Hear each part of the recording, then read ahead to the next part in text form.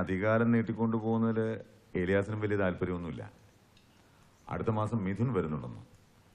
അതിനിടയ്ക്ക് മറ്റു കാര്യങ്ങളൊക്കെ മംഗളമായ ഇവക്കും അവനോടൊപ്പം പോവാമല്ലോ.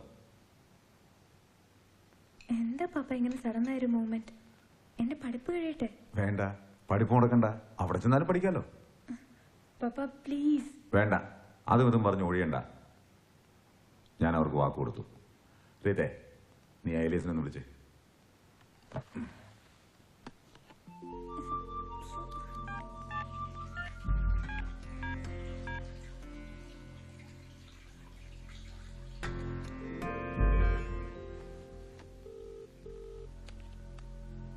ആ എലിയാസേ, നമ്മൾ ഡിസ്കസ് ചെയ്ത കാര്യം ഞാൻ മോളോട് സംസാരിക്കുകയായിരുന്നു.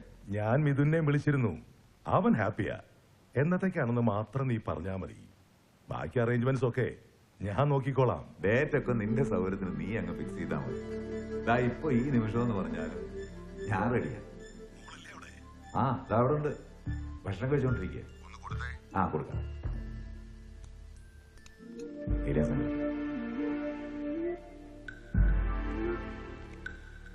ഹലോ. എന്താ മോളെ, സുഖല്ലേ? ഇനിയിപ്പോ നിങ്ങൾ കാത്തിരുന്ന് മുഷിയണ്ട. അടുത്ത മാസം മിഥുൻ വരുന്ന ദിവസം തന്നെ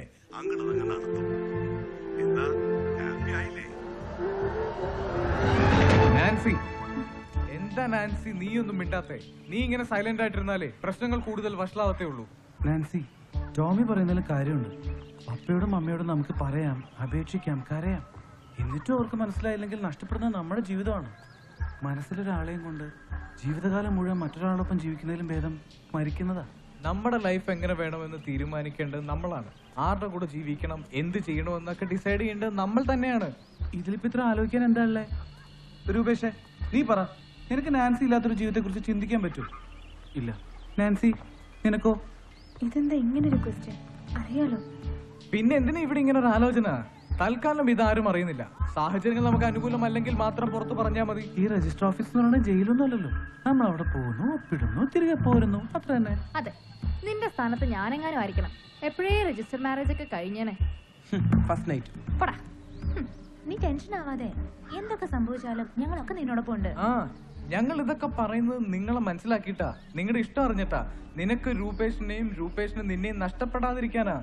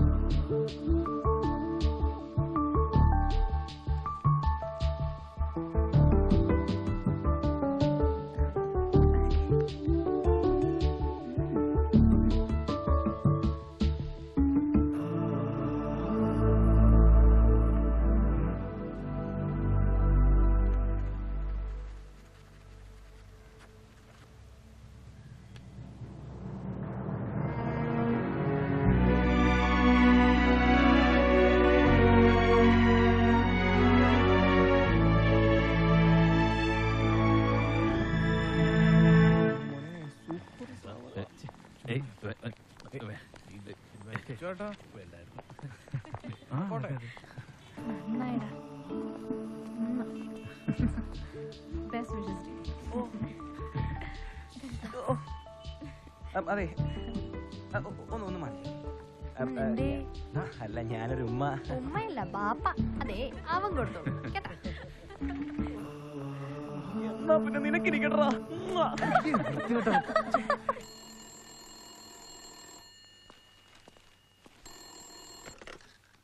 ഹലോ. നമസ്കാരം മിസ്റ്റർ നെരുപ്പൻ. വിലപ്പെട്ട സമയം പാഴാക്കിയതിൽ ക്ഷമിക്കണം. ഇത് നിങ്ങൾക്കുള്ള എന്റെ ലാസ്റ്റ് കോളാണ്. നിങ്ങളുടെ മകളെ കുറിച്ച് ഞാൻ അറിയിക്കുന്ന അവസാനത്തെ സത്യവും. നിങ്ങളുടെ മകൾ നാൻസി വിവാഹിതയായിരിക്കുന്നു. വാഗമുട്ടം രജിസ്റ്റർ ഓഫീസിൽ വെച്ച്. No never. ഇല്ല, ഞാൻ വിശ്വസിക്കില്ല. മിസ്റ്റർ, നിങ്ങൾ ആരാണ്? നിങ്ങൾക്കിത് വിശ്വസിക്കാം, വിശ്വസിക്കാതിരിക്കാം. അതിനു മുമ്പ് ഒന്ന് അന്വേഷിക്കുന്നതിൽ എന്താണ് തെറ്റ്? അന്വേഷിക്കുക, അതിനുശേഷം മാത്രം വിശ്വസിക്കുക. Good bye.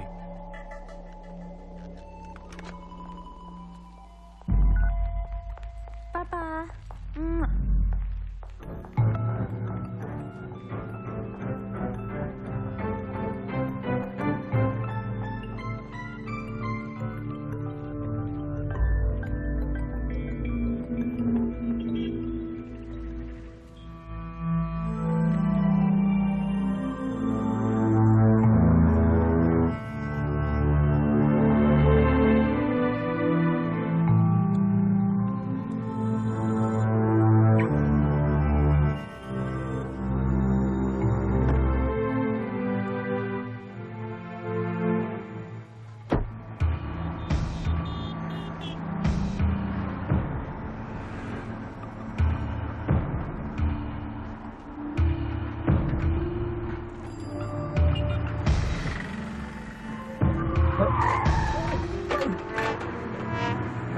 വണ്ടി ഓടിക്കുന്നത് കണ്ണുനോക്കുന്നു കണ്ടൂടെ? വായുവിനടിക്കാൻ പോവാന്ന് മനുഷ്യനെ കൊല്ലാനിറങ്ങിയിരിക്കാണോ? മനുഷ്യനെ കൊല്ലാനിറങ്ങിയിരിക്കാണോന്ന്? സോറി.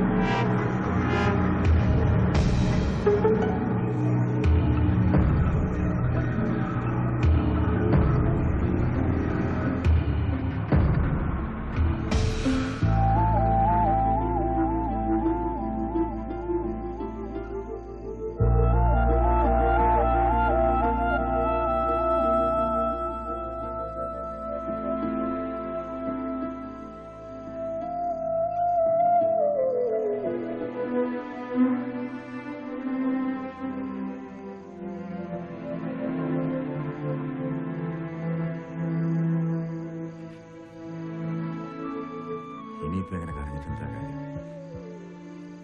എന്നാലും അവള് നമ്മളോട് ഇങ്ങനെ. നീ ഇങ്ങനെ കരയാതെ, നമുക്ക് വഴിയുണ്ടാക്കാം. നമ്മുടെ ഭാഗത്ത് നിന്ന് ഏതെങ്കിലും തരത്തിൽ എതിർപ്പുണ്ടെന്നറിഞ്ഞ തിരിച്ചറിവില്ലാത്ത പ്രായമാണ്. എടുത്തിയാടി നമ്മളൊന്നും ചെയ്യാൻ പാടില്ല. ചെല്ല, നീ പോയി ഭക്ഷണം എടുത്തു വെക്ക്. ശരിക്കും എന്താണ് സംഭവിച്ചതെന്ന് ഞാനൊന്ന് അന്വേഷിക്കട്ടെ.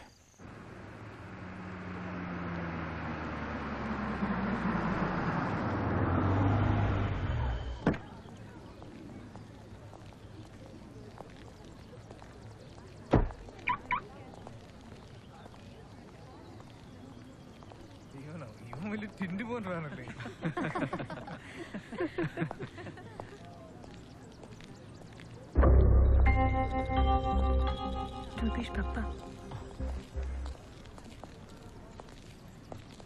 എന്താ പപ്പ?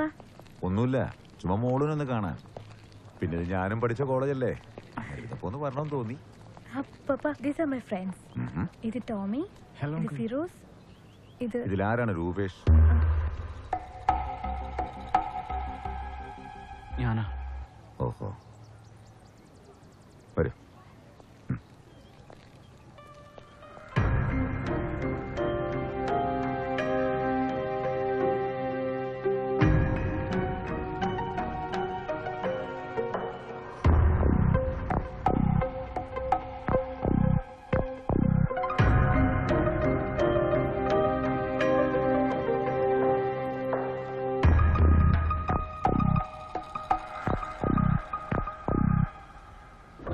Please come. മോളു, ഞങ്ങളിപ്പോ വരാം. വാ,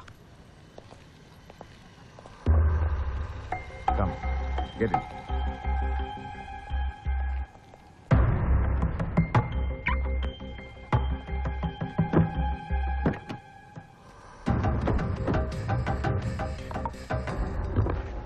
പപ്പ, ഞാനും കൂടെ വന്നോട്ടെ പ്ലീസ്?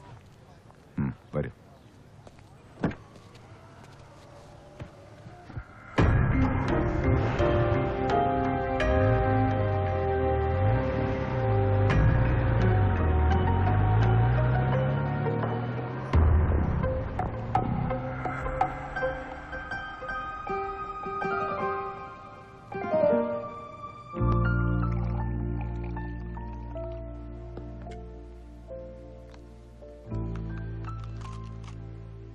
ഞാനല്പം മദ്യപിക്കുന്നതിൽ നിങ്ങൾക്ക് വിരോധമൊന്നുമില്ലല്ലോ? ഇല്ല. കഴിക്കോ? ഇല്ല. അത് വെറുതെ. ഞാനങ്ങനെ പകലധികം കഴിക്കാറില്ല, പ്രത്യേകിച്ച് ഈ സമയത്ത്. കഴിഞ്ഞ ദിവസം മുതലേ എന്റെ പതിവുകളൊക്കെ തെറ്റിയിരിക്കുക.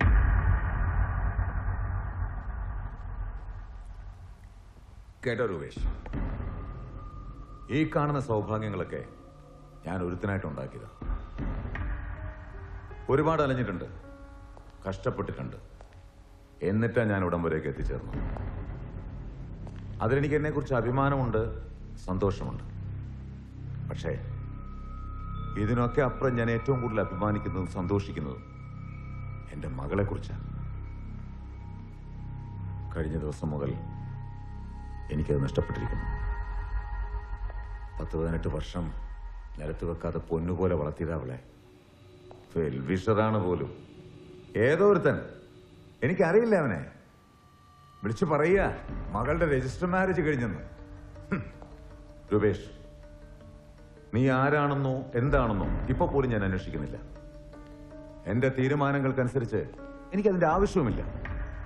എന്തൊക്കെ സംഭവിച്ചാലും എന്റെ മകൾ നാൻസിയെ നിനക്ക് കിട്ടില്ല, ഞാൻ തരില്ല.